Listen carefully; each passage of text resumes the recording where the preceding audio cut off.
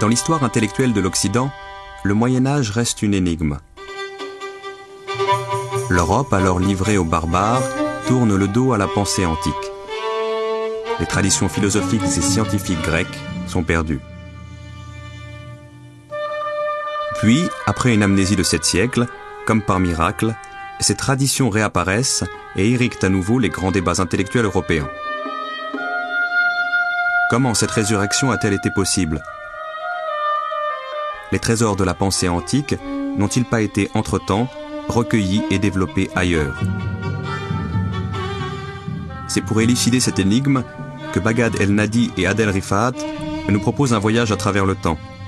De la Mecque à Bagdad, du Caire à Fès, de Cordoue à Samarcande.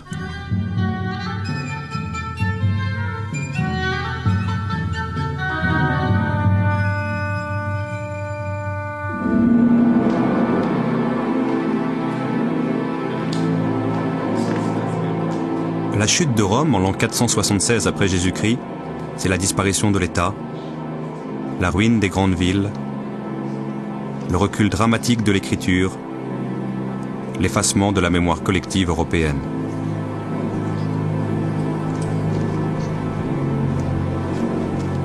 Tandis que s'éteignent les derniers feux de la romanité, l'Europe s'enfonce dans une longue période d'insécurité et de peur, sous le joug chaotique des tribus barbares qui viennent de détruire l'Empire.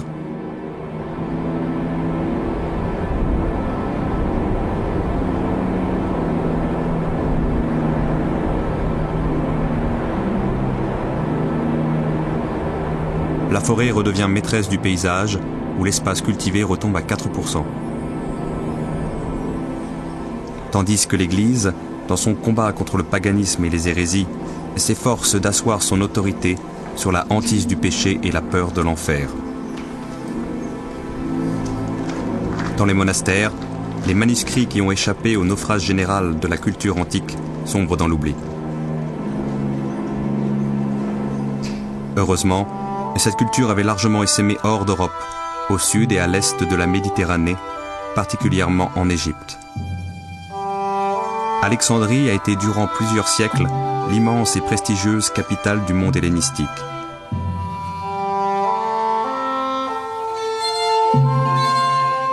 Son université, son académie, sa bibliothèque qui compta jusqu'à 700 000 volumes ont attiré les plus grands savants, Ptolémée, Archimède, Euclide, Hippocrate, Galien, jusqu'à Philon et l'école néoplatonicienne. Byzance, héritière naturelle de Rome, possédait elle-même un très riche fonds de manuscrits philosophiques et scientifiques grecs, mais le recouvrait d'une chape de silence.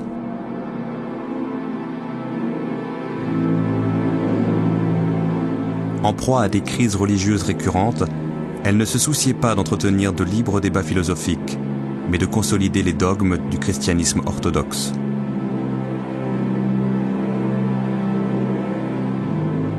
Au VIe siècle, par durcissement dogmatique, elle en vint même à fermer l'Académie d'Athènes, comme celle d'Alexandrie. La plupart des savants qui entendaient perpétuer les savoirs de ces écoles cherchèrent alors refuge auprès de l'ennemi juré de Byzance, la Perse sassanide. Les deux empires rivaux se livraient en effet depuis des siècles une guerre sans merci. Or, l'empire perse, dont la religion officielle était le zoroastrisme, abritait une population chrétienne nestorienne qui s'opposait aux dogmes orthodoxes de Byzance.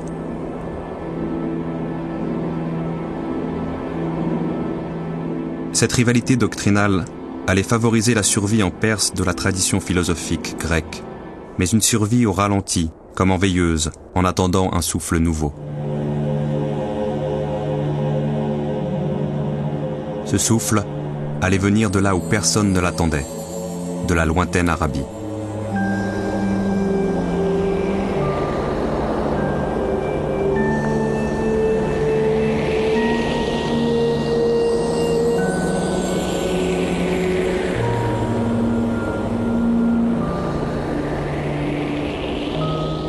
Les Arabes, ça commence où?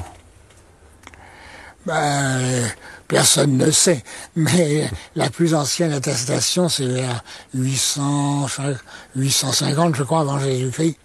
Une bataille Karkar en Syrie, où il y avait une coalition de différents petits royaumes de l'époque, parmi lesquels il y avait, je ne me rappelle plus, 500 ou 800 chameliers arabes. Et c'est là qu'on voit le mot arabe pour la première fois pour désigner un peuple du côté de la Syrie-Palestine par là. En somme, chaque tribu jouait le rôle d'une nation, d'un peuple maintenant. C'était une unité. Alors il y avait quelques institutions communes, comme il commence à y en avoir en Europe. La langue était commune pour la plupart, les trois quarts du pays. Ensuite, il y avait la littérature orale, la poésie surtout. Et il y avait ça, il y avait le calendrier. Il y avait une tribu qui était chargée d'établir un calendrier à peu près commun, puisque c'était l'année lunaire, ça variait beaucoup suivant les tribus et tout. Alors bon, on avait fait une règle fixe. Au moins, ça avait l'avantage de fixer la date des foires. Il y avait des tribus tout à fait nomades, puis il y avait des semi-nomades, et il y avait, comme dans toutes les sociétés nomades, il y avait des cités, des villes caravanières.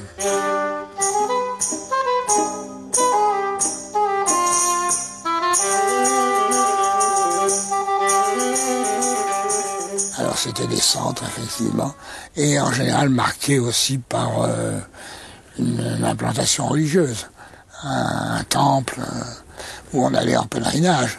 Alors nous avons le fameux pèlerinage de la Mecque qui dure jusqu'à maintenant, une fois qu'il a été islamisé, le Hajj. Mais nous savons, le Hajj c'est un mot sémitique général, c'est dit Hag en hébreu, qui veut dire fête, tout simplement.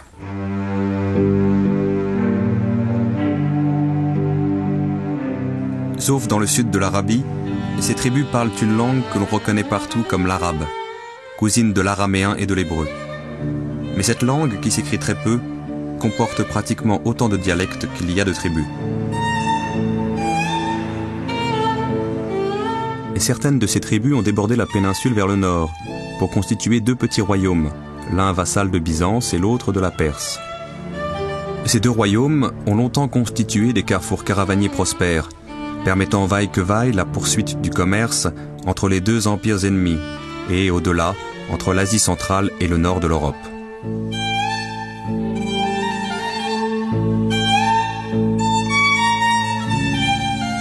Mais dès le VIe siècle, l'effroyable guerre que se livraient les Byzantins et les Perses finit par provoquer la dislocation de leurs royaumes vassaux.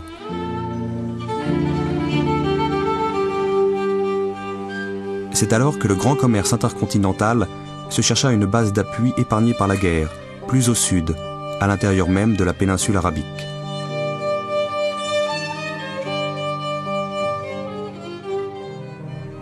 Ce fut la Mecque.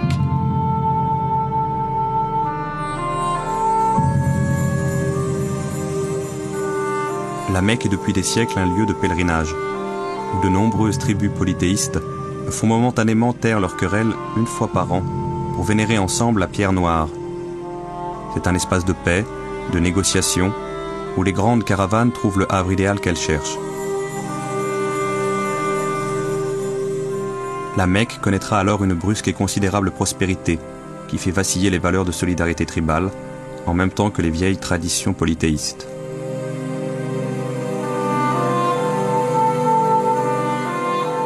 C'est sur ces entrefaites que Mohammed apparaît.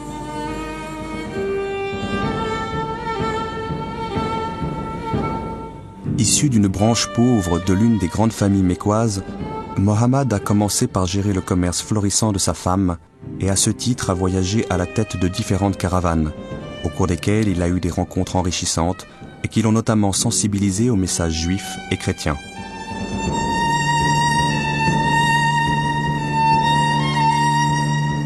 C'est un esprit supérieur que ses prédispositions mystiques conduisent à effectuer quand il le peut des retraites solitaires en plein désert. Dans une grotte devenue fameuse, un jour de l'an 610, alors qu'il a atteint la quarantaine, il est visité par l'ange Gabriel, qui lui enjoint de prêcher une nouvelle religion. En l'espace de 10 ans, cette religion fera de fervents adeptes parmi les proches du prophète et surtout dans les rangs des Mécois les plus pauvres et des esclaves, sensibles à la tonalité égalitariste et conviviale du message prophétique.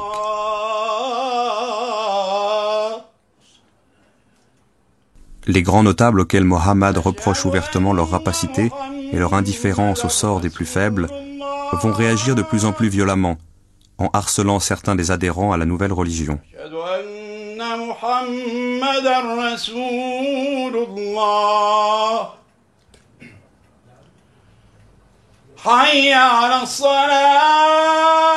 En 620, Mohammed est alors amené à émigrer vers Yathreb, rivale de la Mecque, qui deviendra Médine, la ville du prophète. C'est là qu'il posera les fondements d'une cité conforme à la nouvelle religion. L'islam est un monothéisme épuré à l'extrême, sans clergé ni rituel compliqué. À un Dieu unique et tout-puissant, le croyant s'adresse sans intermédiaire et rend individuellement compte de ses actes. L'islam s'adresse ainsi à la conscience personnelle de chacun pour en appeler par-delà les frontières familiales et tribales à l'unité du genre humain. Il va très vite gagner les esprits, galvaniser les enthousiasmes.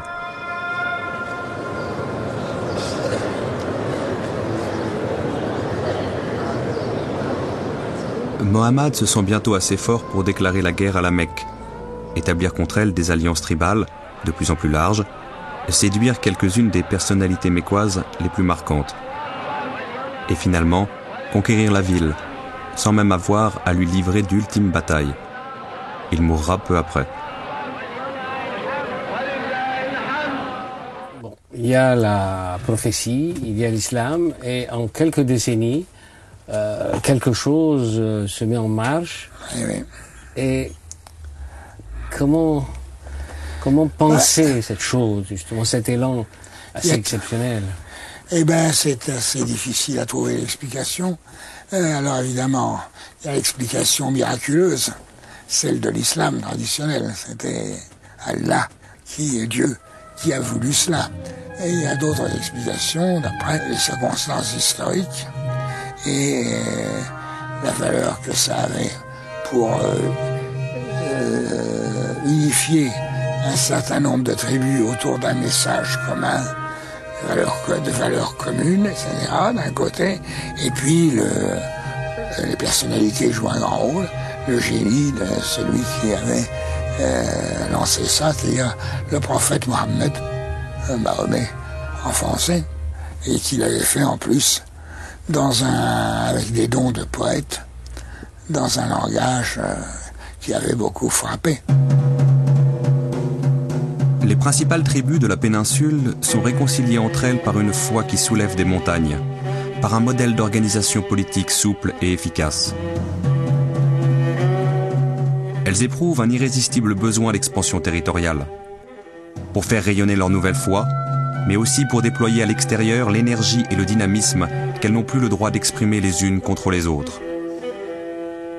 Grâce à l'autodiscipline de leurs troupes, au commandement inspiré de nombre de leurs chefs, au déclin déjà avancé des empires auxquels elles s'attaquent, leurs victoires sur tous les fronts sont foudroyantes.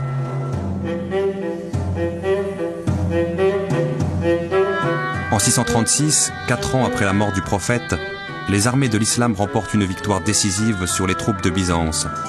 Et dès l'année suivante, en 637, infligent aux Perses sassanides une défaite dont ils ne se relèveront pas.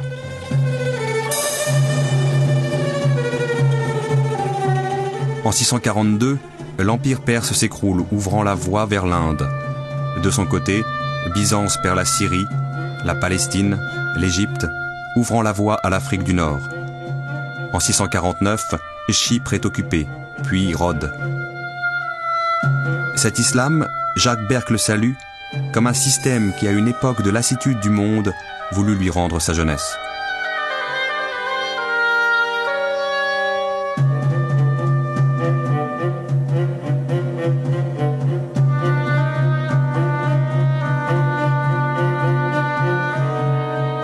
La fougue, l'audace, la faculté de s'adapter à des situations imprévues, la volonté d'aller toujours plus loin. Telles sont les qualités qu'on retrouve alors chez les grands capitaines de l'islam, en même temps qu'une extraordinaire humilité. Car ils sont pénétrés du sentiment que leurs victoires répondent d'abord à une volonté divine de favoriser l'expansion de l'islam.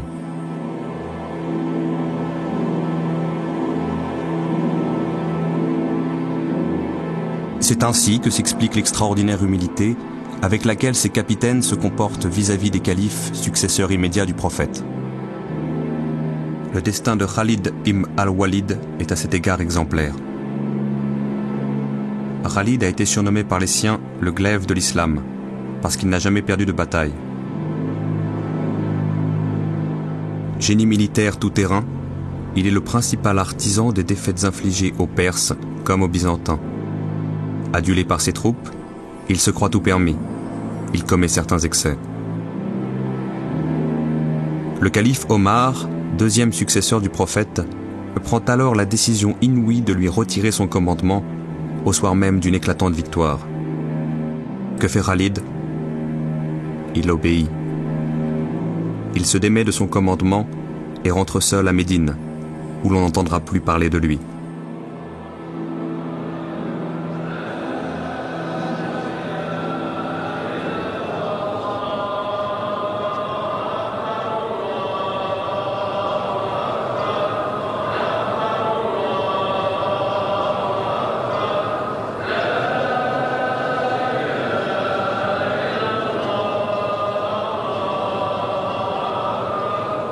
La force nouvelle que l'islam insuffle aux Arabes tient au contenu comme à la forme du message prophétique. Par le lien original qu'il établit entre la toute-puissance divine et la marge d'initiative humaine, l'islam incite le croyant à l'action et lui offre une destinée possible sur la terre.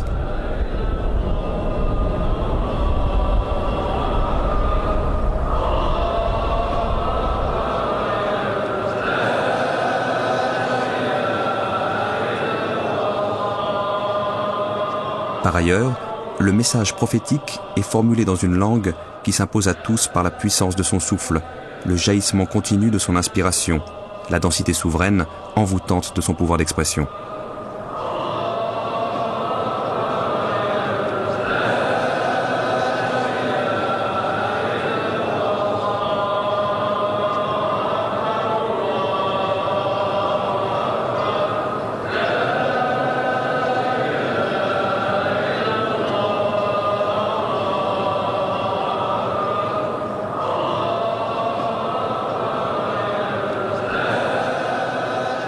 Ce message transmis oralement commence à s'éparpiller après la mort du prophète, entre des compagnons et des témoins dont certains ont appris les textes par cœur.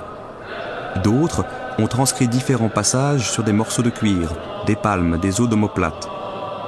Diverses versions commencent à circuler, d'autant plus menaçantes pour l'unité du message que les règles de l'orthographe et de la grammaire arabe ne sont pas encore fixées. D'où l'importance cruciale de la décision prise par le calife Osman de coucher par écrit la version officielle unifiée de la révélation, le Coran. Mais lorsque la foi suscite la conquête, que la conquête ouvre la voie à l'Empire et que l'Empire conduit à la construction de l'État, se posent les problèmes de pouvoir, éclatent les dissensions et les rivalités.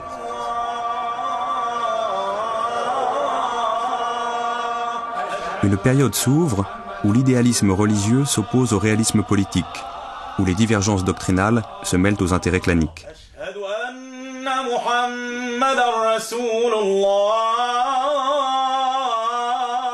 Un conflit armé opposera Ali, le dernier des 4 califes, qui furent les compagnons du prophète, à Moawiya, descendant d'une grande famille mécoise qui jadis avait combattu le prophète.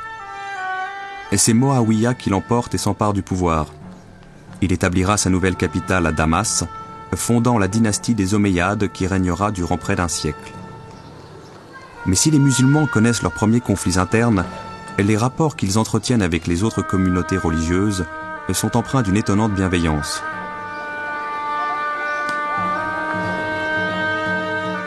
Les musulmans qui viennent d'occuper une ville chrétienne, où ils ne trouvent aucune mosquée, seront souvent enclins à partager les églises existantes avec les chrétiens.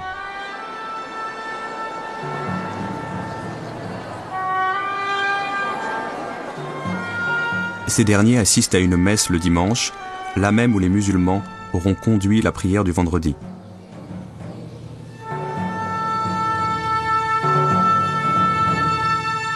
Les musulmans ne chercheront pas à forcer l'islamisation des peuples conquis. Au contraire, ils protégeront les autres cultes en se contentant de les soumettre à un impôt unique, la jizya.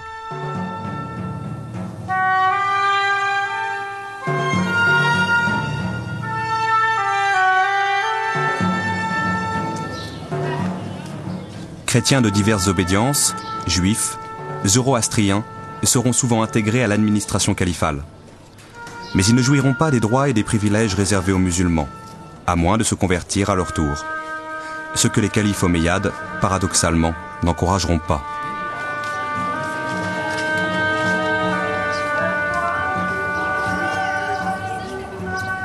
Car une question cruciale pour le destin de l'Empire commence alors à se poser. Un formidable pouvoir est échu en quelques décennies à l'aristocratie commerçante arabe et sur des dizaines de peuples, dépositaires de cultures et traditions millénaires, dont certaines sont beaucoup plus savantes et plus raffinées que celles des Arabes.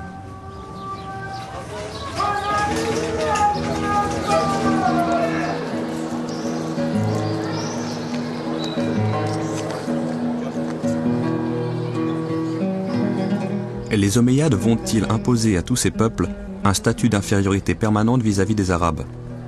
Ou, au contraire, leur offrir par la voie de l'islamisation et de l'arabisation de participer à part entière à ce pouvoir? Les Omeyyades voudront, coûte que coûte, réserver le monopole du pouvoir à l'aristocratie commerçante arabe. Ils verront se dresser contre eux une dynastie arabe rivale, celle des Abbassides, alliée aux éléments non arabes, revendiquant une égalité de statut que le Coran leur reconnaît expressément. Or, le Coran, désormais recopié à des dizaines de milliers d'exemplaires, est entre toutes les mains. Et chaque musulman est tenu de le lire, de l'étudier, de l'interpréter selon sa raison. Les jours de la dynastie omeyyade sont dès lors comptés.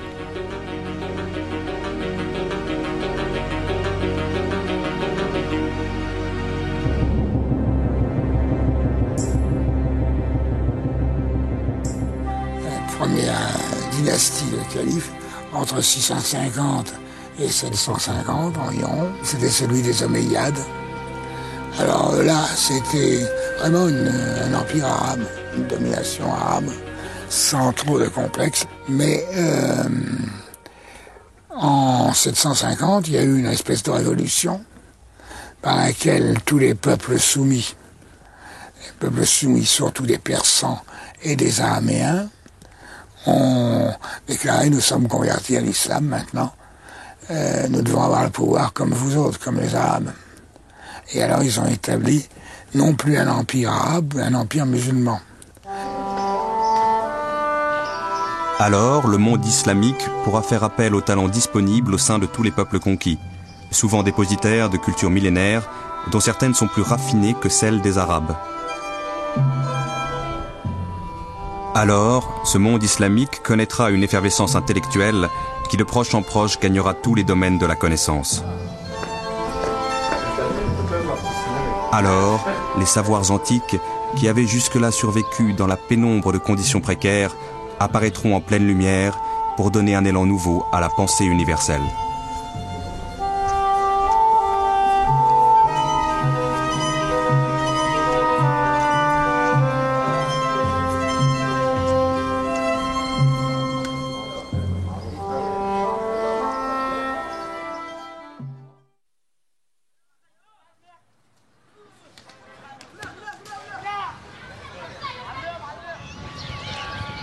Dans la petite ville syrienne de Raqqa, le souvenir de l'âge d'or de l'islam est encore vivant.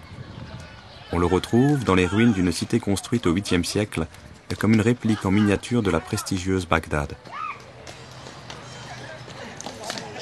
Ce souvenir est aussi entretenu aujourd'hui dans les manuels scolaires, comme le rappellent ces enfants rencontrés par hasard.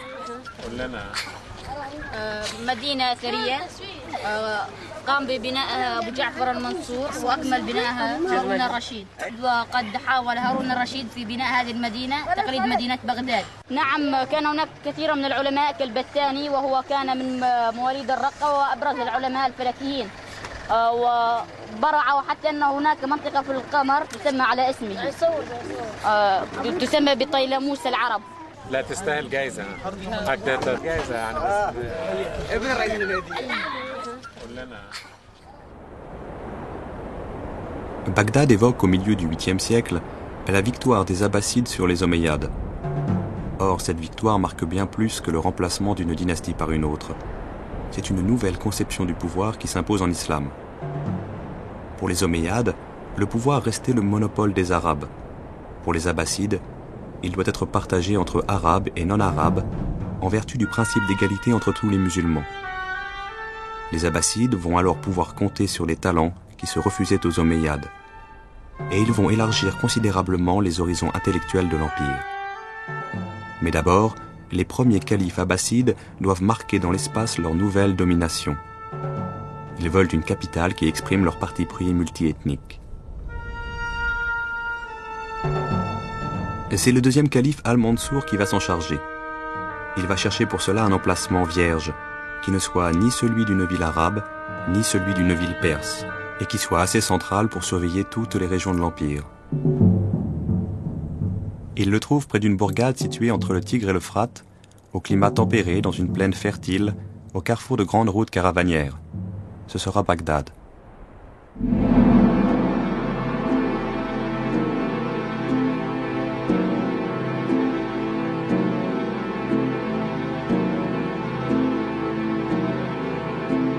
La ville ronde a été construite sous la direction de 4 architectes. 100 000 artisans y ont participé, venus de tous les coins de l'Empire, pour exprimer à la fois leur allégeance politique et l'entrelacement harmonieux de leurs traditions et de leurs techniques. Ce gigantesque chantier a été achevé en 3 ans. Bagdad comptera jusqu'à 1 million d'habitants, d'origines et de religions diverses. À la même époque, Rome, la ville la plus peuplée d'Occident, ne comptera que 30 000 habitants, et Paris, guère plus de 5 000. Mais nous ne pouvons plus rien voir aujourd'hui de la capitale abbasside. Construite en briques, plusieurs fois abîmée ou détruite puis reconstruite, elle disparaîtra définitivement lors des invasions mongoles au XIIIe siècle.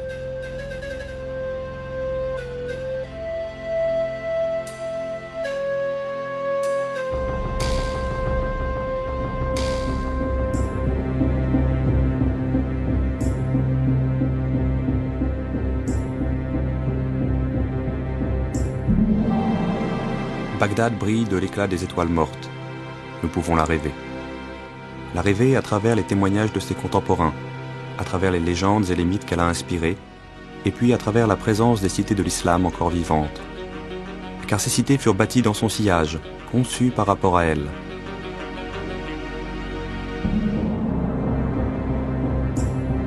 Bien après s'être évanouie, la splendeur de Bagdad continue de hanter les palais du Caire, les jardins de Grenade, les mosquées de Fès ou d'Ispahan, les médersas de Samarcande.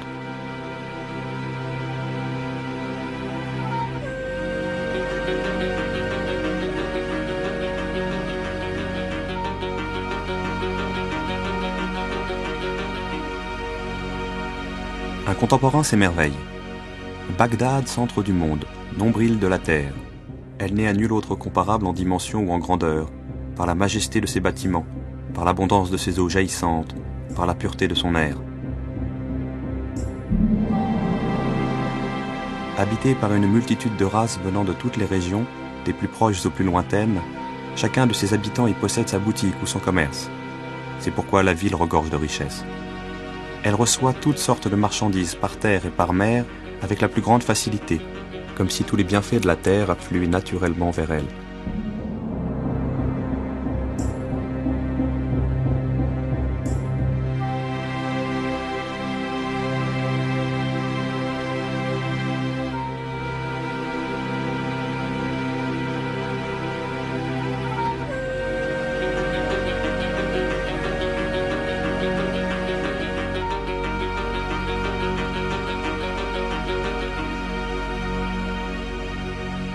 Bagdad est ainsi devenue la capitale mythique des 1001 nuits. La voilà, cette grande et merveilleuse ville, où l'on vient de tous les endroits du monde. Vous y verrez une multitude de peuples. Vous n'y aurez pas le froid insupportable de l'hiver, ni les chaleurs excessives de l'été. Vous y jouirez toujours des fleurs du printemps, ainsi que des fruits délicieux de l'automne.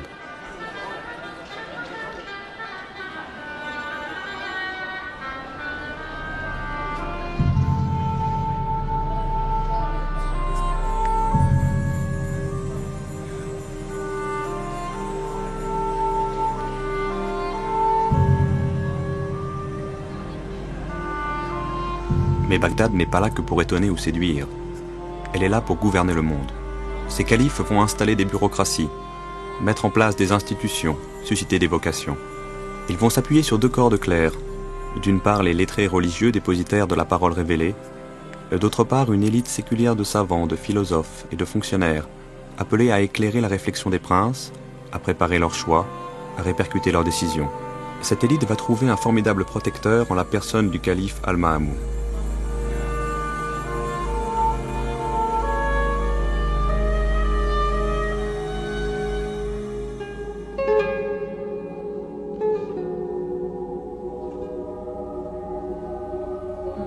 C'est Al-Ma'amoun qui a écrit la page la plus brillante de l'histoire intellectuelle de l'islam.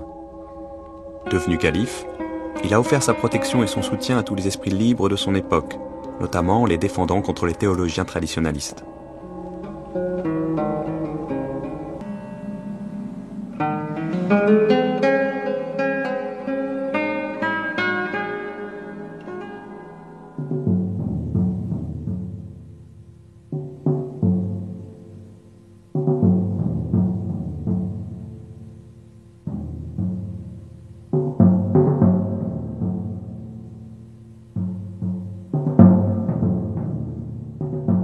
Plus qu'aucun autre, Al-Ma'amoun a pris la mesure du défi posé au califat. Pour gouverner un empire aussi vaste, en assumant la diversité de ses populations et de ses cultures, il lui fallait à la fois mobiliser tous les talents de son époque et faire appel à tous les savoirs acquis au cours des époques précédentes. Al-Ma'amoun, c'était quelqu'un qui était un souverain très éclairé et qui a voulu faire de Bagdad une capitale brillante. Bon. Et il a donné les moyens à ceux qui étaient capables de la rendre brillante, il a donné les moyens de le faire. Pourquoi? C'est parce que d'une part, c'était un empire qui était riche, c'était un empire qui était très vaste, avec échange d'informations surtout. Et vous aviez des gens de passage à Bagdad qui venaient de la Chine. Et vous aviez donc des gens qui vous racontaient ce qui se passait en Chine, quelle était la géographie locale, que c'était... Bagdad, à l'époque, c'était au croisement de tas de choses au niveau culturel. Vous aviez tout le monde, l'ancien monde hellénistique. Vous savez, les manuscrits grecs, ils étaient sur place, parce que l'Empire recouvrait une partie de l'ancien empire byzantin. C'est-à-dire qu'on n'avait pas à aller chercher les manuscrits. Ils étaient dans les monastères, ils étaient dans les anciens centres culturels, les manuscrits étaient là. C'était pas un déplacement. Le passage d'une culture à l'autre n'était pas un passage d'un lieu à l'autre, c'était sur le même lieu que ça se faisait. Alors quand on avait besoin de manuscrits très particuliers, on allait éventuellement les chercher à Byzance, où on demandait à propos d'un traité de paix que des manuscrits soient mis dans la balance pour le traité de paix. Mais la plupart des textes étaient déjà sur place. Et il se trouve qu'à Bagdad, tout le monde s'est mis à travailler ensemble, et on parle beaucoup du multiculturalisme de Cordoue, mais Bagdad au 9e, c'est beaucoup plus fort. C'est-à-dire qu'on voit très bien que Bagdad au 9e, vous aviez à la fois des musulmans, des chrétiens, des juifs, des zoroastriens, des sabéens, et tout le monde travaillait ensemble. L'important, c'est que on puisse arriver à faire quelque chose. Et là, on voit que Al-Ma'amoun a réussi, et je crois que c'est la plus belle réussite pour ce qu'est splendeur d'une capitale. Parce qu'après, les Fatimides ont essayé au Caire, il y a eu de très beaux résultats, mais ça ne vaut pas Bagdad au 9e siècle. C'est-à-dire, vous avez eu, après l'Andalousie, vous avez eu de beaux résultats aussi, mais c'est sûr que ça ne vaut pas Bagdad. Bagdad au 9e, c'est passionnant pour ça. Parce qu'effectivement, on a tout un mélange là qui est extraordinaire. Al-Ma'amoun décide d'offrir aux savants de son temps le privilège de disposer de tous les savoirs antiques, traduits en une seule langue, l'arabe. Il ordonne de rassembler les manuscrits existants sur les territoires de l'Empire et se procure les autres ailleurs, à Byzance, en Inde, en Chine. Il mobilise les talents nécessaires pour transposer ce fond du grec, du syriaque, du persan ou du sanskrit en une langue arabe adaptée aux subtilités conceptuelles de la philosophie, aux abstractions de la mathématique, à la mesure astronomique. Cet immense effort a pour centre Bet al-Hikma, la maison de la sagesse. La maison de la sagesse, qu'est-ce que c'est? Ce n'est pas un centre culturel, mais presque. En un sens, c'est le premier grand, vrai et peut-être unique centre culturel de l'histoire de l'humanité. Une maison où un pouvoir politique réunit, rassemble, permet de travailler à un certain nombre de traducteurs qui vont devoir s'acquitter d'une tâche colossale, qui est de faire passer en arabe, comme on dit, un certain nombre, un nombre très considérable même, on pourrait dire, de textes grecs, mais aussi de textes venus des autres ères, où des savoirs techniques, philosophiques, scientifiques existaient. Cette maison de la sagesse marque la première étape, disons, d'un très long voyage, le voyage que la philosophie et les sciences, d'une manière plus générale, va effectuer d'Orient en Occident. Né d'une mère perse, Al-Mamoun a d'abord été gouverneur du Khorasan dans l'Iran actuel.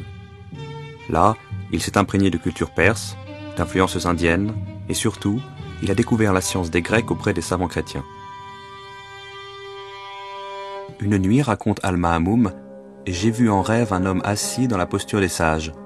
Je lui ai demandé « Qui es-tu » Il m'a répondu « Aristote le sage ». Alors je lui ai posé la question « Dis-moi comment définir une parole juste ?» Celle qui est conforme à la raison. Mais encore, celle qu'apprécie l'interlocuteur. Mais encore, celle dont on n'a pas à craindre les conséquences. Mais encore, il n'y a pas d'encore. Le reste ne sert qu'à divertir les ânes. C'est pour apprendre à distinguer une parole juste d'un divertissement pour les ânes que le calife Al-Mamoun donnera une impulsion décisive à la maison de la sagesse. Celle-ci a été fondée par son père, Haroun al-Rachid, mais alors comme une bibliothèque à l'usage exclusif du prince.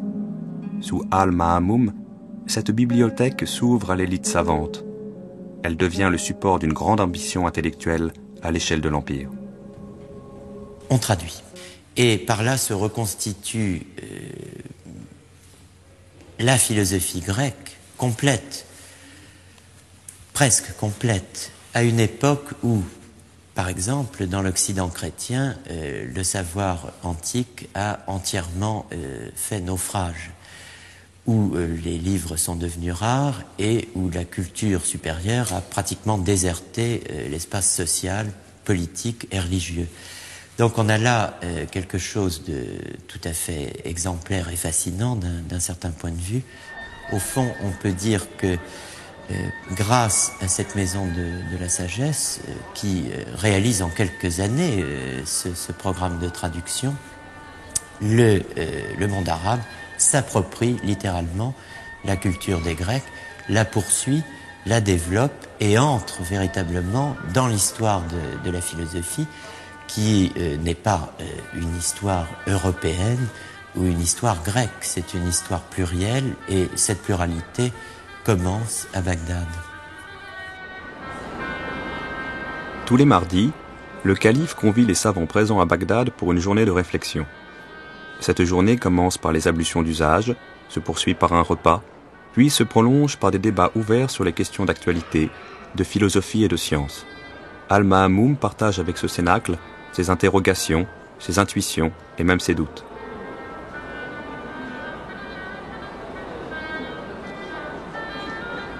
La maison de la sagesse de Bagdad devient un exemple à suivre.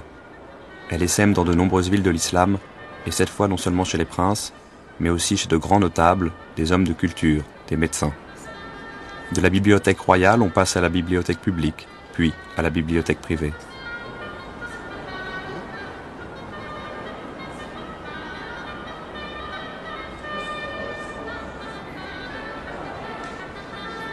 Et c'est à ce moment-là que la langue arabe, appelée à épouser la complexité des savoirs philosophiques et scientifiques, accomplit sa deuxième métamorphose. Le message prophétique a donné à cette langue sa puissance incantatoire. Les grammairiens du IXe siècle vont apporter à son répertoire profane une richesse et une rigueur exceptionnelles.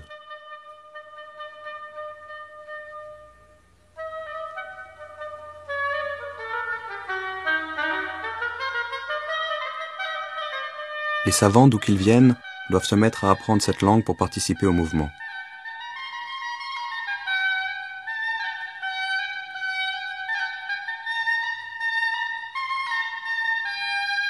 Al-Biruni raconte « J'ai été élevé dans une langue, celle du Khorezm, où la science se trouverait aussi à l'étroit qu'un chameau dans une gouttière.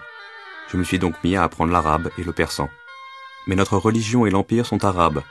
C'est pourquoi les sciences de toutes les régions du monde ont été traduites dans la langue des Arabes.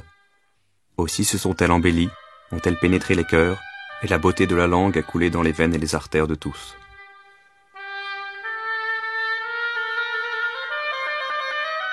Il y a un engouement général pour la lecture, pour le savoir. Il est favorisé par l'introduction et la diffusion du papier, selon des techniques importées de Chine. Les copistes disposent alors d'un matériau léger, solide et beaucoup moins onéreux que le papyrus et le parchemin. Le commerce de manuscrits se développe. Les boutiques de libraires, ouvertes à tout public, se multiplient.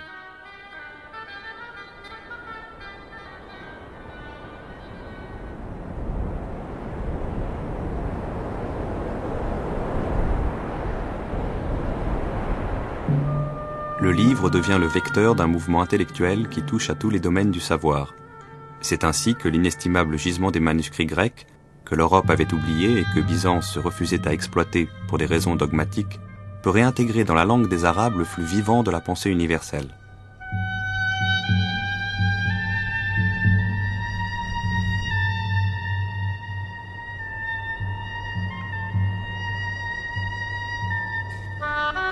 On assiste à l'émergence d'une figure prestigieuse, celle du savant total, de l'érudit tout-terrain, à la fois grand voyageur, philosophe, musicien, mathématicien, astronome. Précurseur des encyclopédistes du XVIIIe siècle, ces savants abordent librement tous les sujets intéressant les fondements de la cité, en même temps qu'ils pratiquent la médecine, la chimie ou la botanique.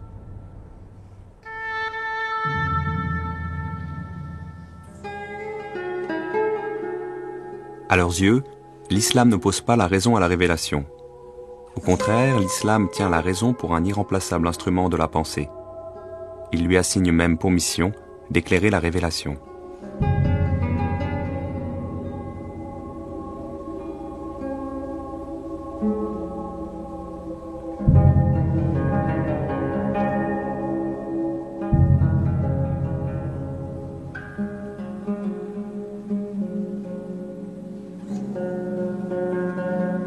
L'islam ne se présente pas comme une religion irrationnelle. Il y a des aspects dans le Coran, c'est bien connu, qui prônent la réflexion. Et les sciences islamiques s'étaient déjà formées, étaient rompues à la discussion, etc. Donc ce n'était pas... il y avait toute une armature rationnelle. Mahmoud, il a voulu, je pense, si on prend le problème de ce point de vue-là, sa décision politico-culturelle a consisté à introduire un usage de la raison que les musulmans n'avaient pas inventé, qui avait été inventé par d'autres, mais qui pouvait avoir son intérêt. Et ce qui me confirme dans cette idée, c'est un passage d'ailleurs assez connu du philosophe Al-Kindi, qui a été d'ailleurs très bien en cours auprès de Mahmoud. Au début de son livre de la philosophie première, il donne son programme, et son programme philosophique, son programme de philosophe, c'est de rassembler tout ce que les philosophes ont trouvé dans les temps précédents, de faire passer cela en arabe, de le mettre à la portée de l'époque, et de cette façon-là, de compléter la philosophie. Et qu'est-ce que ça veut dire compléter la philosophie? On le voit par l'intention générale de son œuvre, c'est retrouver ce qui a été inspiré aux prophètes d'un seul coup, et que les hommes mettent des siècles à retrouver.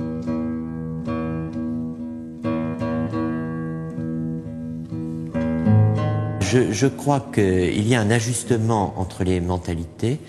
Il y a aussi une soif de connaître que je crois la révélation, le message coranique encourage, justifie et impose d'une certaine manière aux esprits qui en sont capables.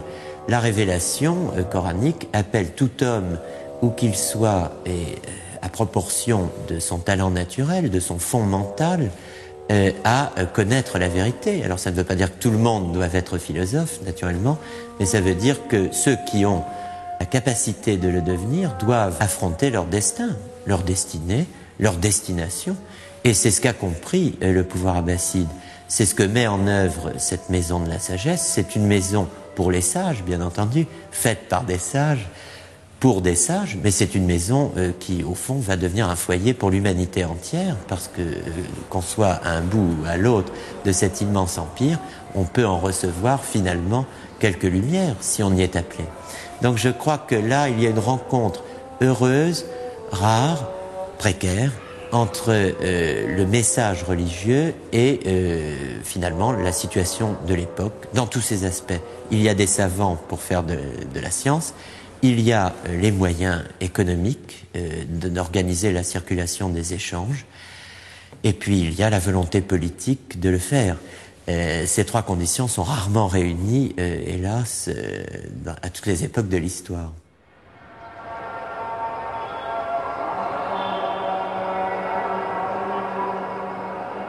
Recherche, débat, controverses passionnées suscitent un bouillonnement intellectuel qui exaspère les lettrés traditionalistes. Pour ces derniers, la liberté de conscience va trop loin. Elle risque de mettre en question l'omniscience divine.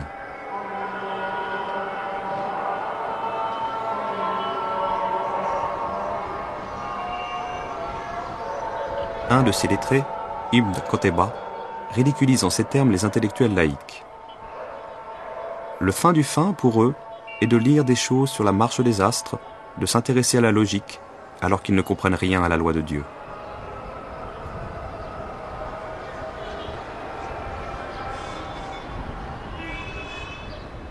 Mais les savants pourront continuer de réfléchir, d'écrire et d'enseigner, durant 3 siècles, tant que les princes continueront de les protéger, partant du principe selon lequel les croyants doivent exercer leur propre jugement face à toutes les questions auxquelles les textes sacrés n'apportent pas de réponse explicite.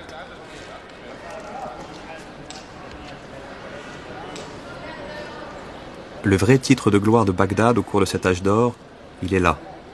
C'est d'avoir osé penser que l'homme pouvait accéder, par l'expérience et la raison, à des vérités qui, loin d'insulter à la parole de Dieu, permettaient au contraire de l'éclairer. Que les savoirs profanes, acquis ici-bas, convergeaient naturellement vers cette parole, comme vers leur clé de voûte, dans le ciel.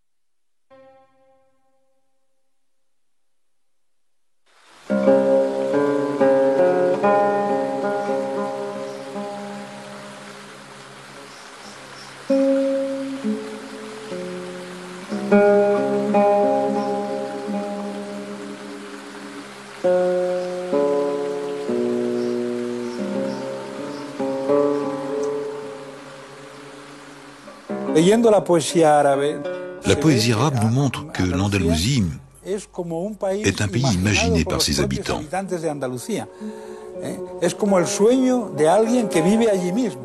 Il semblerait que ses habitants l'aient construite à l'image de leurs rêves. Alors ils ont développé l'agriculture, le jardinage, le monde urbain, la cuisine, une façon de comprendre le temps, la poésie, la relation avec les femmes, toute une série de valeurs qui, en fin de compte, représentent le rêve arabe. De nos jours, lorsqu'un arabe parle de l'Andalousie, il parle encore d'un rêve, d'une puissance, de son califat.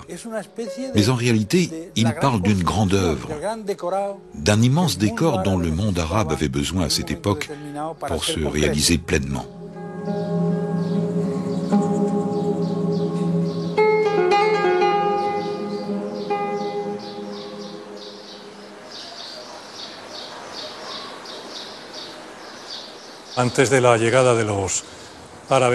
Avant l'arrivée des Arabes et des Berbères, la civilisation andalouse n'existe pas. Une civilisation romaine, apparue tardivement, est présente à caractère hispanisant. À leur arrivée, les musulmans vont trouver l'Hispanie, qui est sous domination wisigoth, mais conservant les traditions culturelles et sociales du monde romain.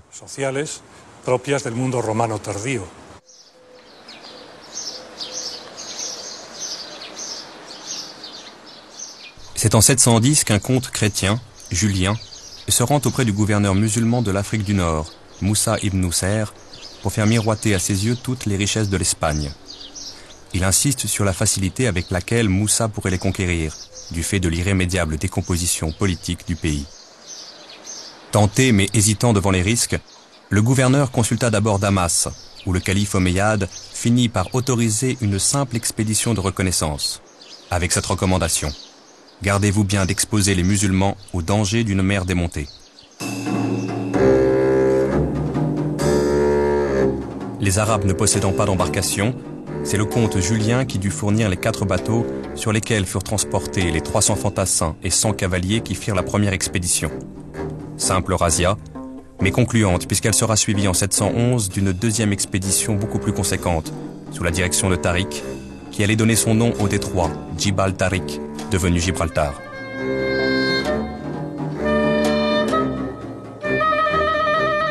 Étrange spectacle que celui de cette armée de 7000 hommes, essentiellement berbères, commandée par un chef musulman avec pour conseiller un officier catholique, où les guerriers wisigoths se mêlaient aux combattants du Rif. Les succès de cette armée furent si rapides que le gouverneur Moussa décida en 712 de passer à son tour le détroit, à la tête d'une armée cette fois surtout composée d'Arabes. Il devait ensuite faire sa jonction avec les soldats de Tariq, à la hauteur de Tolède. Bientôt maître de la plus grande partie de l'Espagne, Moussa se montra d'une grande magnanimité envers ce pays dont la conquête avait été si facile. Il le récompensa en instaurant un régime des plus tolérants. On raconte même qu'il reprocha amèrement à Tariq d'avoir inutilement versé le sang de quelques chrétiens lors de la seule vraie bataille qu'il avait eu à livrer jusqu'à Tolède.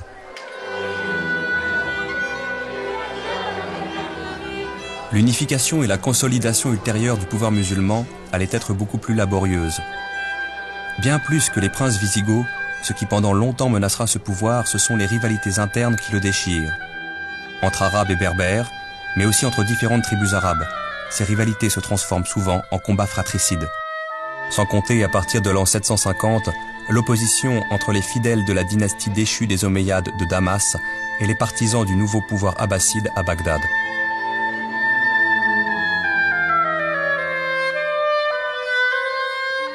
L'Andalousie sera justement le terrain de la revanche des Omeyyades sur les Abbassides.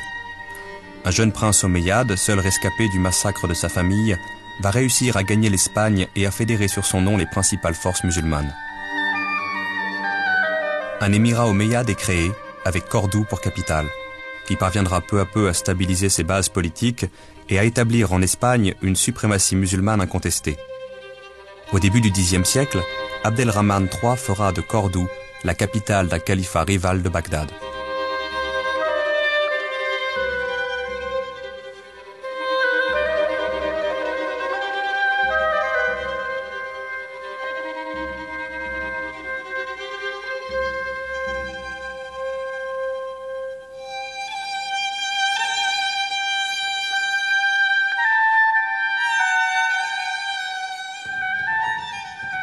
Les richesses accumulées à Cordoue au Xe siècle sont colossales. À titre d'exemple, ce cadeau qu'un noble qui vient d'être nommé vizir envoie au calife pour le remercier. 500 000 pièces d'or frappées, 400 livres d'or brut, 200 sacs de lingots d'argent, 30 pièces de soie brodée, 10 pelisses dont 7 en peau de renard blanc du Jourdain, 100 pots de zibeline, 6 tentes d'apparat, 48 manteaux tissés de soie et de fil d'or, 100 armures de parade, 1 millier de boucliers, 100 000 flèches, 100 chevaux, 60 esclaves dont 40 hommes et 20 femmes. De cette période faste date l'essor d'une civilisation musulmane proprement andalouse, à laquelle contribuent aussi bien des musulmans que des chrétiens et des juifs. Lorsque l'on visite Tolède, on découvre une ville où cohabitent 3 cultures différentes. La culture musulmane tient une place prépondérante dans l'histoire de la ville. Lors de la conquête, les musulmans sont entrés par là. Beaucoup d'églises de Tolède ont alors été transformées en mosquées et en oratoires, les mosquées étant des lieux pour prier. Là, vous voyez le motif des colonnes. Observez ces arcs en fer à cheval. Ils sont typiques de l'art wisigoth. Mais par la suite, ils sont devenus l'emblème, le symbole de l'architecture de Cordoue. Lorsque l'on se promène dans Tolède, on découvre une symbiose culturelle présente tout au long des siècles. De nos jours, ce qui fait le charme de Tolède, c'est qu'il n'existe pas de séparation culturelle comme à Jérusalem. Chaque pierre, chaque style, qui est l'essence même de Tolède, intègre les 3 cultures, la culture juive, la culture arabe et la culture chrétienne. Les maîtres de l'Andalousie vont conduire une politique fondée sur le respect des 2 autres religions du livre. Pas de prosélytisme, pas de conversion forcée. Chrétiens et juifs ne sont pas inquiétés dans la pratique de leurs religions respectives.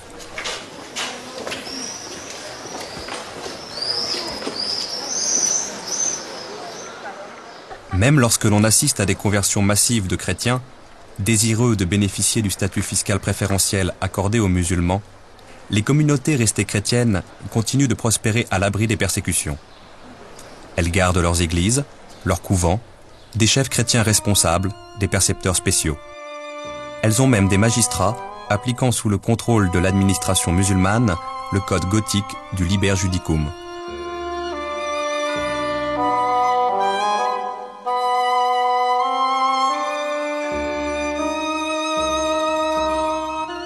Il n'est pas rare, malgré les protestations des docteurs de la foi islamique, que musulmans et chrétiens célèbrent ensemble des fêtes telles que Noël et le jour de l'an, ou qu'une même église serve pour la prière musulmane du vendredi et pour la messe chrétienne du dimanche.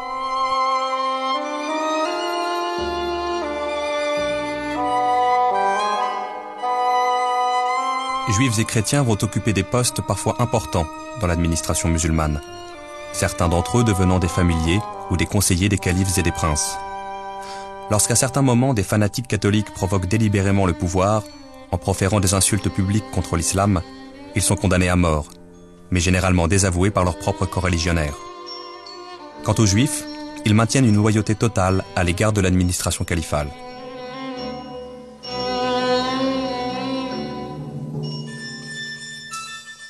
Les communautés juives connaissent en fait un âge d'or.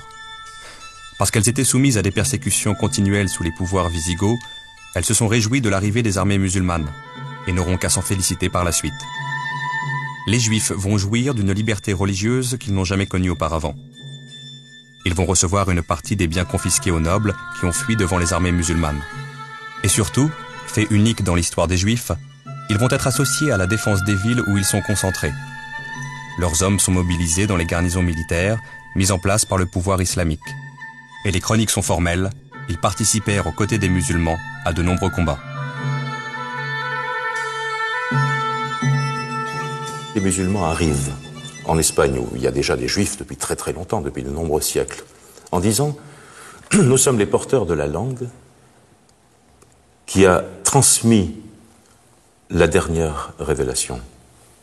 Vous savez que la dernière révélation, celle du Coran, a été transmise au prophète, à Mohammed, par l'archange Gabriel, en langue arabe. Le juif répond « Oui, mais nous sommes porteurs de la langue de la première révélation. » Et c'est de là que tout part, et même le Coran le reconnaît. Il s'établit une émulation, une guerre au sens noble du terme, c'est-à-dire qu'entre les deux langues, entre les deux cultures, entre les deux pensées, il y a émulation. Et c'est le moment certainement le plus riche de l'histoire de l'Espagne. Il est dit dans le Coran que les gens du livre seront sauvés. Ce qui est assez unique, parce que les autres grandes religions monothéistes ne reconnaissent pas comme gens du livre des gens qui ne sont pas de la religion propre. Donc c'est déjà un élément de tolérance. Et il est vrai que sous le califat, sous l'émirat et sous le califat en Espagne, ce qu'on appelait les dhimmi, c'est ceux qui payaient l'impôt des non-musulmans, étaient protégés par le prince. Donc c'est un élément, si vous voulez, de tolérance. Al-Andalus est à son apogée lorsque le califat brille de tous ses feux, c'est-à-dire lorsque Tolède est sous l'influence islamique. Alors celui qui est de Tolède se dit être andalou parce que Al-Andalus ne se restreint pas seulement au sud de l'Espagne, et en faire partie autorisait la pratique de n'importe laquelle des trois religions. La seule exigence des dirigeants du califat était la reconnaissance de leur souveraineté politique. Une fois cette reconnaissance acceptée, vous aviez le choix de votre religion, votre église, votre mosquée, votre synagogue, et vous pouviez vivre en paix. Je pense que c'est la grande leçon que nous donne Al-Andalus à notre pays, l'Espagne, mais aussi à tous ceux qui sont prêts à se tuer lorsque leurs opinions divergent. Et c'est pourquoi, lorsque l'on parle de l'épanouissement intellectuel de l'Andalousie, il faut y voir la pleine participation des trois religions du livre.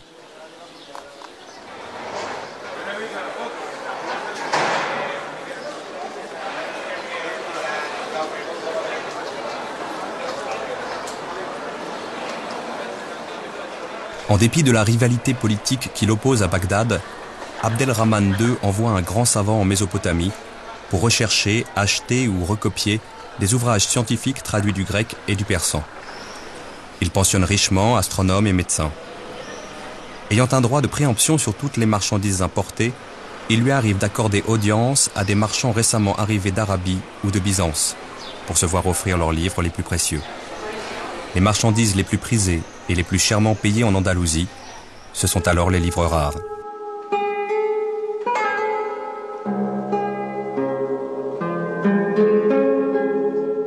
Tout au long du Xe siècle, Cordoue sera l'égal de Bagdad, en dimension, en population et surtout en magnificence.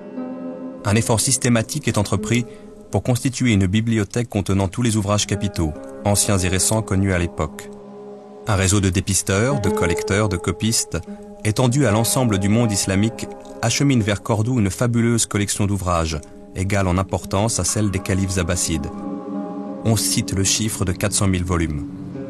À Cordoue même, une armée de scribes, de relieurs, d'enlumineurs veillait à l'entretien de ces trésors.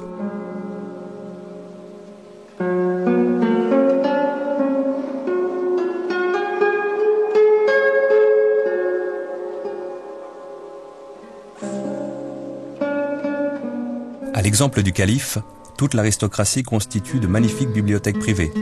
Et à l'exemple de Cordoue, Tolède, Valence, Grenade, Séville constituent leur cénacle de poètes, de lettrés, de philosophes et de savants qui tous travaillent dans d'excellentes conditions de confort et de sécurité grâce à la protection des princes.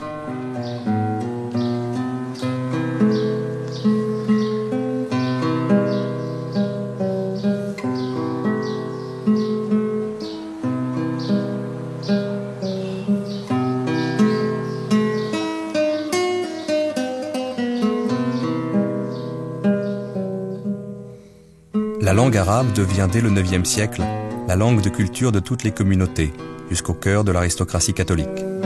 Ce qui provoque la colère du Cordouan Alvaro. Tous les jeunes chrétiens qui se font remarquer par leur talent ne connaissent que la langue et la littérature arabe. Ils lisent et étudient avec la plus grande ardeur les livres arabes. Ils s'en forment à grands frais d'immenses bibliothèques et proclament que cette littérature est admirable. Quelle douleur! Les chrétiens ont oublié jusqu'à leur langue religieuse. Sur 1000 d'entre eux, vous en trouverez à peine un seul qui sache écrire convenablement une lettre en latin.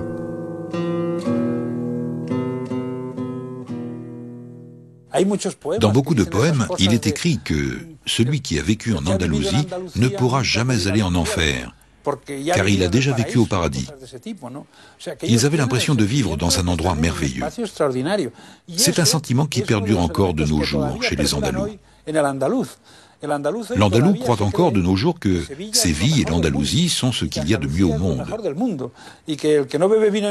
Il croit que celui qui ne boit pas de vin à Séville n'en boira jamais ailleurs, et que les plus belles femmes du monde sont à Séville. Tout ceci est peut-être lié, même si ces idées de nos jours ont un peu tendance à s'estomper, du fait que les Andalous de l'époque pensaient qu'ils vivaient dans le plus bel endroit du monde. En Andalousie, l'enseignement primaire est si largement répandu que la plus grande partie de la population sait lire et écrire, contrairement aux royaumes chrétiens du nord de l'Europe. Certains artisans vont jusqu'à refuser d'engager des apprentis analphabètes, même si la lecture et l'écriture sont inutiles dans leur métier.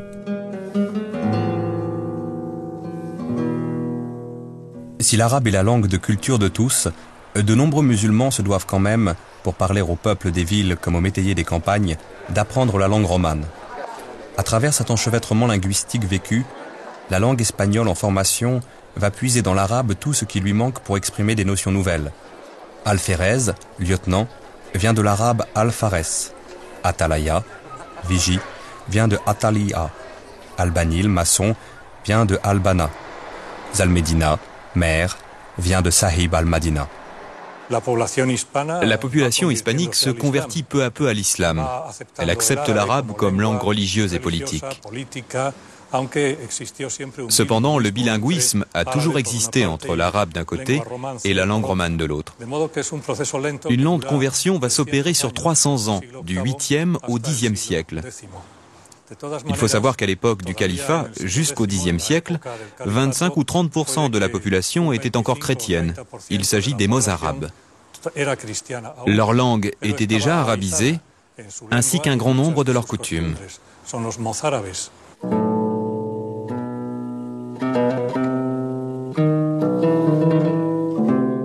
Cependant, la domination culturelle n'empêche pas un jeu d'influence réciproque en profondeur entre les différentes communautés. Ainsi, phénomène unique en société musulmane, les femmes commencent à sortir sans voile, à briller dans les milieux cultivés, à se distinguer dans certains cénacles par leur talent de poétesse et de lettrée. Quelque chose d'essentiel bouge dans le statut figé de la femme, qui d'ailleurs soulèvera l'indignation de nombreux docteurs de la loi islamique.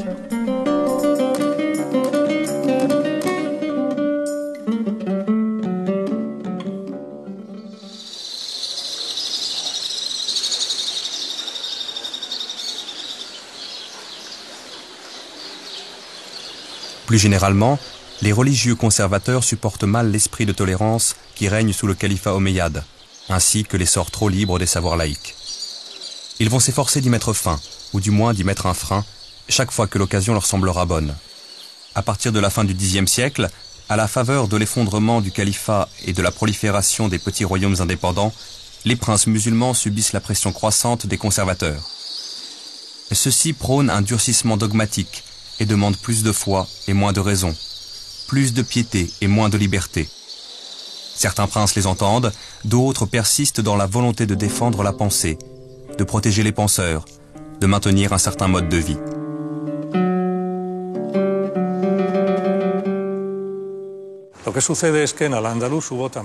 À l'époque d'Al-Andalus, tout au long du IXe siècle, beaucoup de luttes internes se succédèrent. Les rebelles musulmans furent souvent soutenus par les rois chrétiens. Cette tendance à trouver un soutien militaire ou politique chez les adversaires s'est maintenue tout au long du XIe siècle, durant l'époque des rois de Taïfas.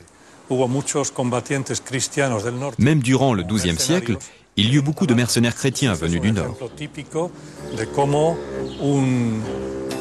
Le Cid est l'exemple typique de caudillo et de guerrier chrétien, qui sert à la fois les autorités musulmanes, en tant que mercenaire, et ses idéaux politiques et religieux, en tant que chrétiens. L'armée du Cid, sa troupe, était constituée de mercenaires.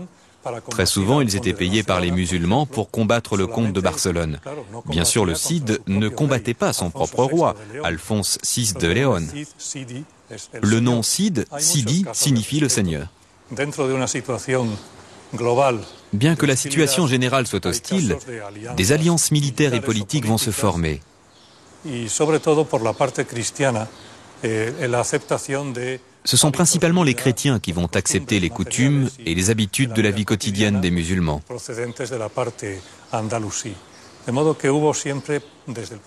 Les chrétiens du Nord sont partagés entre deux sentiments. D'un côté, prédomine un sentiment d'hostilité, le souhait d'en finir avec l'hégémonie islamique dans la péninsule.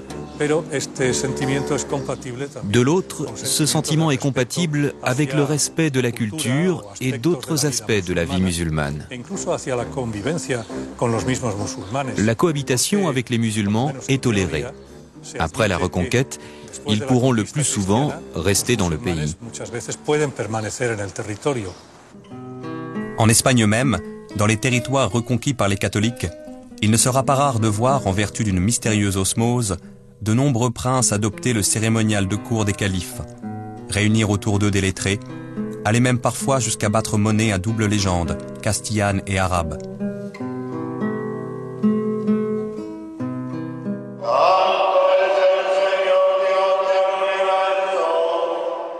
Ce qui nous frappe encore dans le formidable corps à corps de l'islam et de la chrétienté, dont l'Espagne aura été le siège durant 8 siècles, c'est ce miracle de deux mondes qui se sont affrontés sans se fermer l'un à l'autre. C'est le mystérieux démenti de la culture au fanatisme, qui fera que jusqu'au XVe siècle, dans les villes reprises par les princes catholiques, on continuera de convoquer les talents et les savoirs arabes, détenus par des juifs, aussi bien que par des musulmans.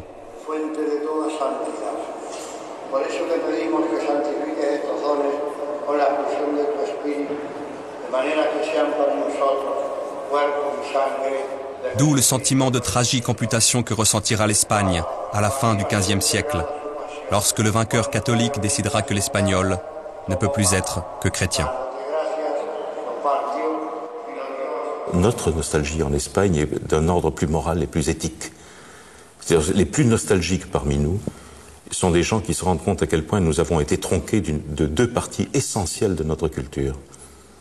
C'est-à-dire, est espagnol un juif, un musulman et un chrétien. Or, nous ne sommes restés que des chrétiens. Où sont, ou pour paraphraser Villon, mais où sont nos juifs et nos musulmans d'antan?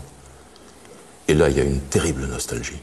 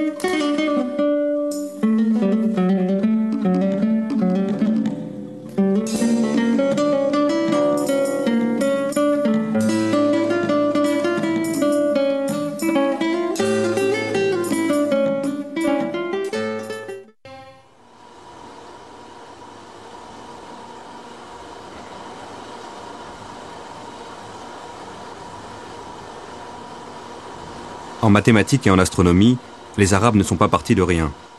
Ils sont partis de là où étaient arrivés les savants grecs.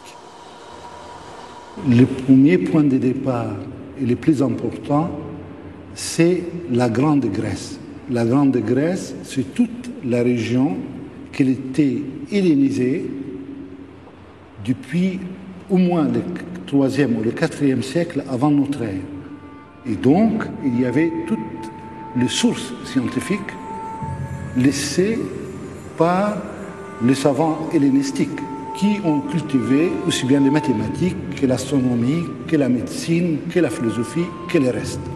Le deuxième point de départ, c'était du côté perse. Là aussi, il y avait des sources en astronomie, un petit peu en mathématiques, et un peu plus tard, des sources sanskrites. Donc, on avait la Grèce, l'ancien Perse, le sanskrit et le syriaque, de sorte que ce qui est important, ce n'est pas simplement la multiplicité des sources, ce qui est important, que c'est pour la première fois dans l'histoire ces sources vont être traduites en arabe et vont être groupées dans une même langue. Et toutes ces sources vont être maintenant lues et étudiées en arabe, ce qui crée la première, pour ainsi dire, bibliothèque internationale au sens du monde de l'époque. Le deuxième élément important, qu'il y a des chapitres qui n'ont aucun rapport avec les mathématiques grecques ou avec la science grecque. La notation des nombres n'est pas d'origine grecque. Les 10 chiffres de 0 à 9, appelés en Europe chiffres arabes, nous permettent d'écrire n'importe quel nombre avec une simplicité et une rigueur accessibles à tous. C'est aux Arabes que l'Europe doit d'avoir pris connaissance il y a près de 1000 ans de ce formidable outil qui a trouvé sa forme achevée en Inde dans les premiers siècles de l'ère chrétienne. Bien sûr, on savait exprimer et écrire les nombres bien avant cette époque. Un signe pour les unités, entailles, tirets ou lettres de l'alphabet, un signe pour les dizaines, un signe pour les centaines et parfois les milliers. Mais tous ces systèmes avaient une ambiguïté fondamentale.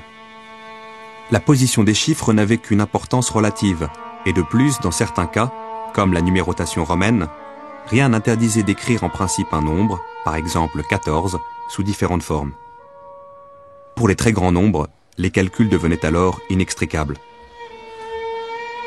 La numération décimale indo-arabe possède sur tous ces systèmes un avantage décisif. La position du chiffre dans le nombre donne une information essentielle. Dans le nombre 1958, la seule position du chiffre nous fait savoir que le 1 désigne les milliers, le 9 les centaines, le 5 les dizaines et le 8 les unités. Un rang est-il absent? L'écriture nous en signale le silence avec le 0. À lui seul, ce mot 0 est une page d'histoire. Les Indiens l'appelaient en sanskrit vide, sunya. Les Arabes ont choisi le mot arabe signifiant vide, sifr, pour le désigner. De là, le mot a voyagé dans les langues d'Europe. Sifre, sifra, chiffre. Mais aussi sifre, zéphirum, zévéro, zéro.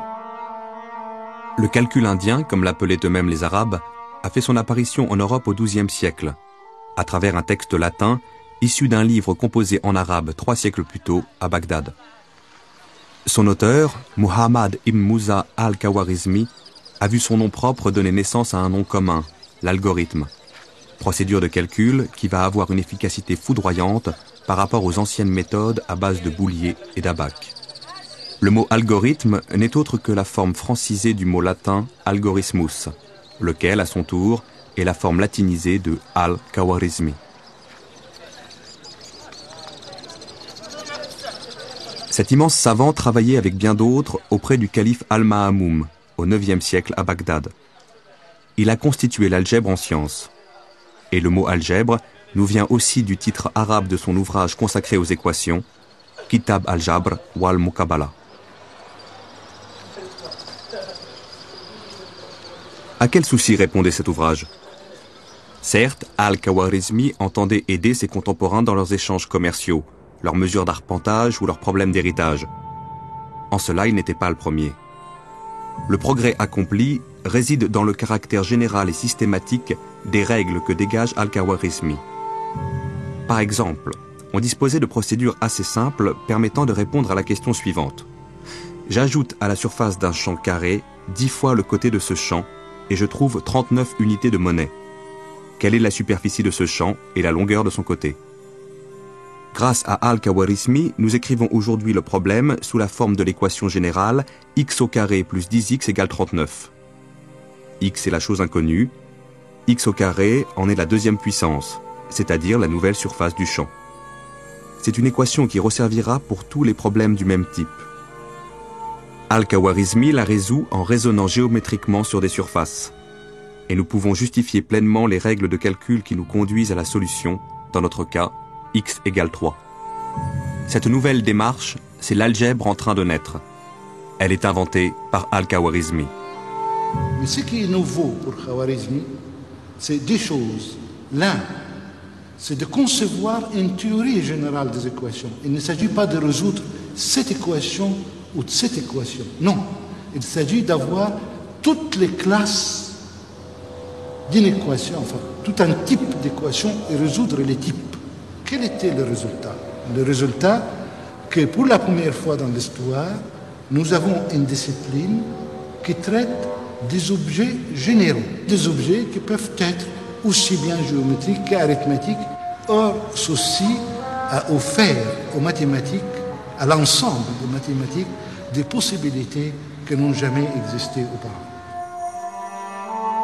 Aussitôt élaborée, l'algèbre sera réinvestie dans d'autres domaines mathématiques, comme l'arithmétique ou la géométrie, contribuant à résoudre les problèmes jusque-là difficiles et inaugurant à partir de là de nouveaux territoires théoriques. Dans la chaîne des maîtres, dont beaucoup restent encore pour nous simplement des noms, car on n'a pas retrouvé leurs œuvres, il nous faut citer l'un des plus grands, Ibn al-Haytham. Celui qu'on surnommera le second Ptolémée est né à Bassora et fut actif dans la première moitié du XIe siècle. Mathématicien, physicien, astronome, il jouit d'une réputation universelle. Sous son nom latinisé, Al-Hazen, il sera célèbre chez les savants médiévaux, grâce aux versions latines de ses œuvres, en particulier son monumental ouvrage d'optique. Si Al-Khwarizmi est un début, Ibn al-Haytham est d'une certaine manière un achèvement dans l'ensemble des choses. Ibn al-Haytham, chaque fois qu'il touchait quelque chose, il accomplissait une révolution. Je prends l'exemple de l'optique.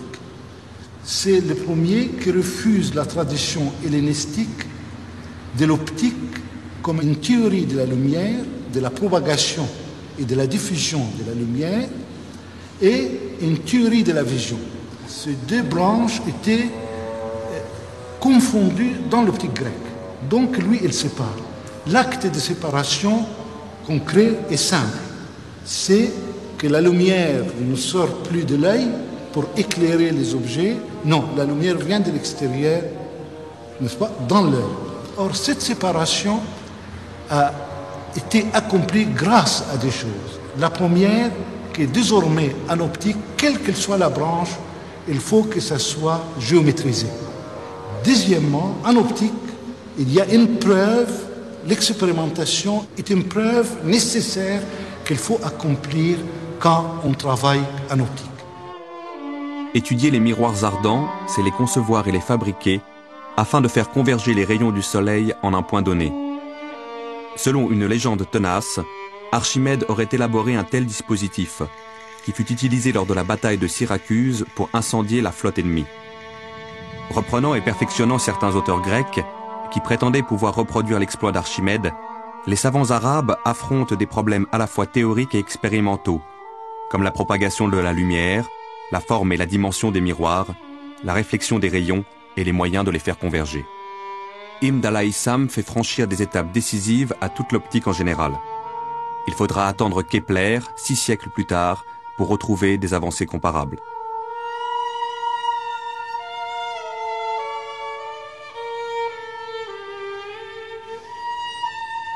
C'est pour cette raison-là que Ibn al-Haytham était à la fois immense, aussi bien en Orient qu'en Occident. Parce qu'on a traduit son livre principal, qui est l'optique, sous le titre Opticae et Thesaurus al-Hazani. Et ce livre d'optique d'Al-Hazan a été la source sur laquelle tout le monde a travaillé au XIIIe siècle et ainsi au XVIe siècle, Kepler par exemple, ou Descartes lui-même au début du XVIIe siècle, etc. La mathématique arabe est indissociable de l'astronomie. Al-Haytham n'est pas seulement mathématicien et physicien, il est aussi astronome. Il va contribuer à critiquer le modèle de Ptolémée sous lequel s'est bâtie toute l'astronomie de cette époque. Avant Ptolémée et bien avant l'arrivée des Arabes, la majorité des civilisations observant le ciel, les Babyloniens, l'Égypte pharaonique, voient la Terre comme le centre du monde. On l'imaginait plate, avec une voûte céleste tournant autour de celle-ci. Depuis le VIe siècle avant notre ère, les Grecs savent que la Terre est ronde. Ptolémée arrive au IIe siècle. Bon, Ptolémée, IIe siècle, c'est le plus grand astronome, le couronnement de l'astronomie hellénistique. Disons qu'après Ptolémée, il y a eu des commentateurs de Ptolémée, mais il n'y a eu aucune recherche en langue grecque. Bon, donc on a Ptolémée, qui est la fin d'une époque, qui a fait la synthèse de tout ce qu'il y avait avant lui, qui a créé ses propres modèles et qui a donc fait quelque chose au milieu du IIe siècle, qui est resté le manuel type d'histoire de l'astronomie. C'est un manuel qui commence par la Terre, ensuite qui donne toutes les observations sur l'horizon, et il prend le Soleil, la Lune, et toutes les astres fixes et tous les autres astres ensuite. Et cet ordre-là sera gardé pour toute la suite. Le modèle de Ptolémée, c'est quoi? La Terre est ronde et immobile au centre de l'univers. Autour d'elle pivote la toile du ciel avec des étoiles fixes les unes par rapport aux autres, à l'exception de certains objets célestes qui évoluent sur cette toile de fond selon des trajectoires pouvant paraître aberrantes.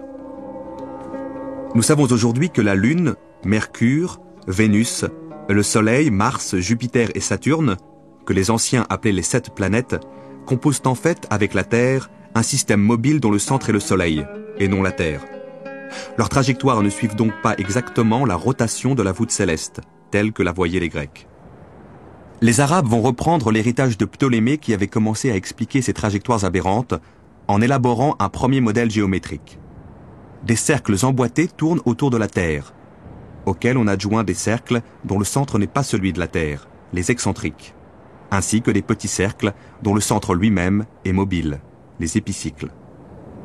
À partir de Ptolémée autour de 150, vous avez eu des commentateurs de Ptolémée, mais plus personne n'a fait, on n'a que quelques observations isolées entre le 2e et le 9e siècle. On a donc une pratique de l'astronomie qui avait complètement disparu. Alors lorsque les textes sont traduits au 9e siècle, début 9e, ils ont donc des textes, mais il n'y a plus de pratique. Il faut donc retrouver comment se fait une pratique. L'Almagès est traduit en 825-826. Dès 827, il y a 2 observatoires créés, un à Bagdad, un à Damas. Et celui de Damas est avec un plan d'observation continue sur 1 an du Soleil et de la Lune. En astronomie héllénistique, il n'y a pas d'observation continue. Et lorsqu'on prend les observations de Ptolémée, ce sont toutes des observations qui sont ponctuelles. Là, on a des observations continues, et lorsqu'on dit que les observations continues datent de la fin 16e avec Tycho Brahe, je regrette, ça date du 827 à Damas. Les Arabes s'aperçoivent que le modèle de Ptolémée n'explique pas tout. Il va falloir rajouter et rajouter des cercles qui rendent ce modèle incroyablement complexe, sans pour autant tout expliquer. D'autant plus que les Arabes, pratiquant l'observation astronomique sur des échelles et des durées encore jamais égalées, détectent de plus en plus d'incohérences dans le modèle de Ptolémée. Mais le modèle géométrique mis au point par les Arabes permet de prédire par exemple où sera la planète Mars le 5 mars à telle heure.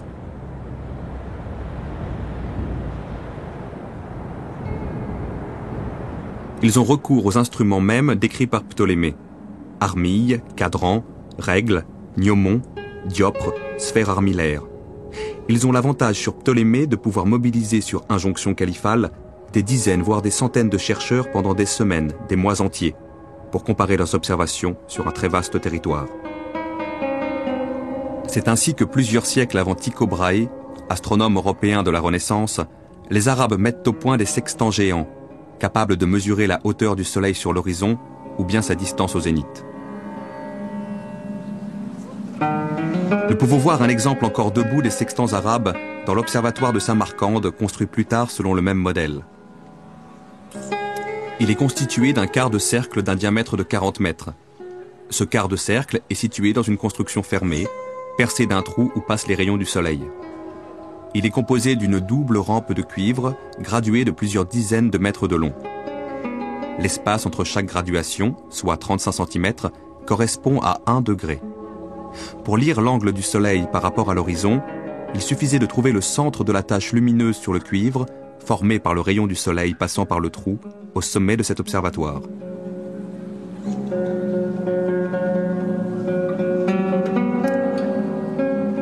La science des astres commande des questions d'ordre religieux aussi bien que pratique. L'heure des prières, la direction locale de la Mecque, l'apparition du croissant lunaire indiquant le début du mois de jeûne de Ramadan, mais aussi l'orientation en mer, le calcul de la position d'un lieu.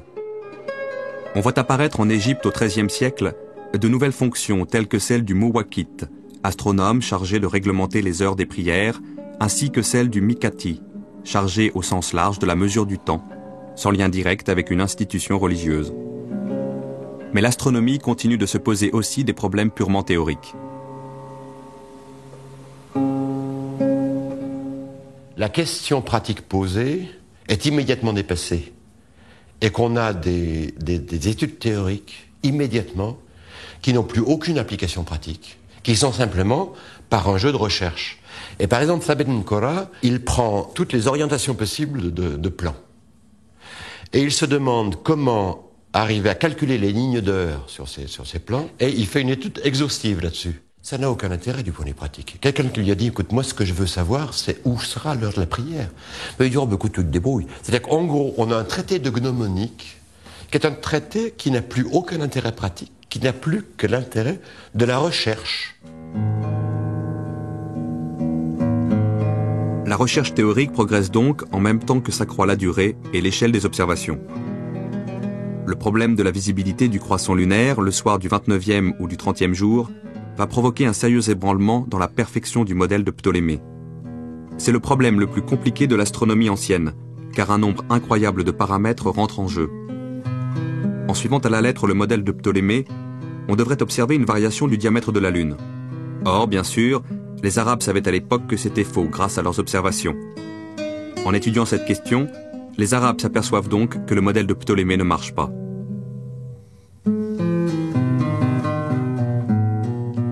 Un savant exceptionnel illustre le plus brillamment cette époque de synthèse entre les savoirs grecs et les nouveaux matériaux expérimentaux et théoriques des Arabes, Al-Biruni, qui a vécu au XIe siècle. Maîtrisant le persan, l'arabe et le sanskrit, il est l'auteur de 180 ouvrages, dont 35 en astronomie pure. Dans son Kanum al-Mazoudi, il réunit dans le cadre théorique fixé par Ptolémée toutes les données grecques, persanes, indiennes et arabes connues qu'il ordonne, mathématise et reformule. Mais alors, dans un autre coin, ça c'était le Caire, autour du première moitié du XIe siècle, vous avez Ibn Haytham, qui est mort après 1040 à peu près. Hein, bon. Mais alors, ce qu'il y a, c'est qu'Ibn Haytham, lui, n'était pas un observateur. Mais c'était quelqu'un qui avait un mathématicien exceptionnel, un physicien exceptionnel, et qui prend simplement les travaux d'astronomie qui ont été faits jusque-là, et il fait un petit traité qui s'appelle les doutes sur Ptolémée. Et il reprend Ptolémée en fonction de tous les travaux antérieurs, sur les 2 siècles précédents, en langue arabe. Et il voit que Ptolémée ne tient plus.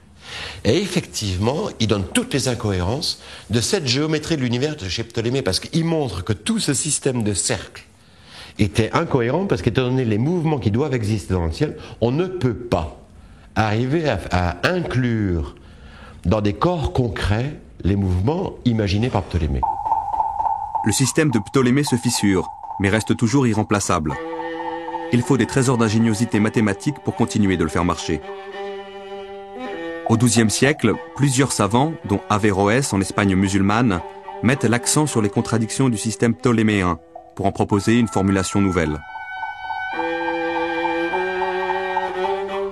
C'est vers le milieu XIIIe qu'il y a un observatoire qui est créé dans la Marara, disons que c'est le nord-ouest de l'Iran actuel. Et c'est un observatoire qui a été créé explicitement pour arriver à trouver des modèles géométriques qui étaient autres. Alors, ce qu'il y a, c'est que c'est Nasir ad-Din Tousi, qui lui est mort en 1274, c'était le maître d'œuvre de l'observatoire. Alors, il fait un premier traité qu'il appellera Mémoire d'astronomie, et qui est un peu dans le même genre. Mais là où il a quelque chose de capital, c'est qu'il propose déjà un premier modèle qui n'est plus ptoléméen. Al-Tousi reprend une critique du système ptoléméen déjà formulée par Ibn al-Haytham. On observe dans le ciel des mouvements de va-et-vient que décrivent certains astres, et qu'il est impossible d'expliquer par de simples mouvements circulaires, si complexes que soit le modèle. Il prend un grand cercle, un cercle de rayon R sur 2, moitié, il fait rouler le premier sans glissement, à l'intérieur du premier, et chaque point du petit cercle qui roule a comme lieu géométrique un diamètre du grand cercle. Et il le démontre.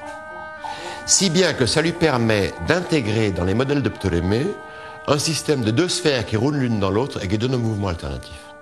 Et on en arrive à Ibn Shater, qui est la fin 14e, et il prend des systèmes d'épicycles multiples. Et tout peut être calculé en termes de mouvements circulaires uniformes. Donc on peut faire une maquette de l'univers.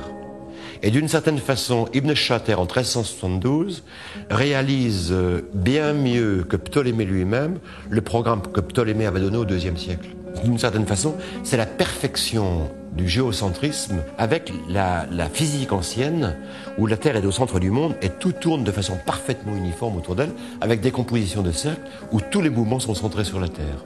Et ce qui est très intéressant dans le cas, c'est que si vous voulez, toute la géométrie de l'univers telle qu'elle a été faite par Nasir ad-Din, Qutb ad-Din et Ibn Shater, est la géométrie de l'univers qui a été reprise par Copernic en 1543. La révolution de Copernic porte une date, 1543. Le Soleil devient alors le centre du modèle géométrique de l'univers. Copernic, bon, lui change l'origine et met le Soleil au centre de l'univers plutôt que la Terre. Mais il garde le mouvement circulaire uniforme, comme les anciens. Il garde le monde organisé en sphères, avec tout le mouvement circulaire uniforme qui reste indispensable. Mais il change l'origine. C'est la seule chose qui change par rapport à l'astronomie ancienne. Et il n'a pas changé la physique, si bien son univers n'est pas assez cohérent. Mais surtout, ce qui est très intéressant, c'est que toute sa géométrie de l'univers est exactement celle de l'école de Maragha. Et lorsqu'on prend tous ces modèles géométriques, tous ces modèles géométriques sont ceux d'Ibn Shater, où il a changé l'origine, évidemment. Mais le changement d'origine accepté, tous les modèles sont ceux d'Ibn Shater. Grâce à des mathématiques nouvelles dépassant l'héritage grec, les Arabes ont innové en portant Ptolémée jusqu'au plus haut point de contradiction avec lui-même.